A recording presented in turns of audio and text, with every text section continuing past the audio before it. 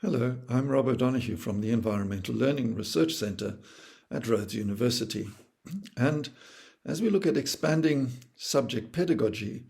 one of the real testy areas is to look at competencies.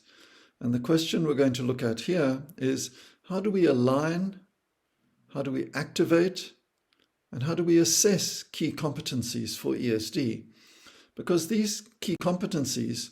are provided from UNESCO and in the work that has been done on these to develop them over an extended period, where systems thinking, anticipation, normative competence, strategic, collaboration, critical thinking, self-awareness, and problem solving have been specified as important competences or necessary competences for ESD and to achieve sustainability. Now, teachers have really struggled with these because we also have the competencies in our subject disciplines to deal with, and there often clashes and confusions arise. So how we've gone about this to try to unpack these confusions is to look at personal and cultural competences and how these develop around heritage and life experience with the knowledge, aesthetics, and dispositions for learning, for knowing things together in relation to a context or concerns, as we find in quadrant 1, where what can be known and understood together emerges. And then developing know-how to resolve concerns as agency emerges,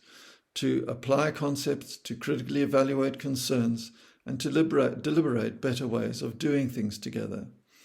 And here what we found is that if we took the key competencies for knowledge acquisition and the early stages of agency, systems thinking in a subject, critical thinking and problem solving, we identified as critical systems modeling in the initial phases as really important foundational competencies. And then, of course, being able to try out and assess more sustainable ways of being, develop through the trying out and assessing of sustainable ways of being together. And here, reflexive modes of action arise, where anticipation, normative competencies, strategic, collaboration, and self-awareness come to the fore. So we found that by clustering and by positioning the competencies in a learning progression, we were able to get a better sense of how the competencies can be worked with as an expansion in the teaching of a subject discipline,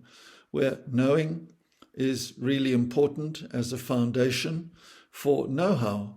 and the agency associated with being able to do things together. So here, the key learning became choosing and integrating adequate competencies and producing the rubrics that we're able to then use in assessment. And the interesting thing that was apparent to us in the work that we were doing as teachers and with teachers was that this is best done with the learners as part of the process of developing assessment, so that ESD can emerge as an evaluative process of reassessment and learning, drawing on the knowledge in a subject and deploying this in everyday life in meaningful ways.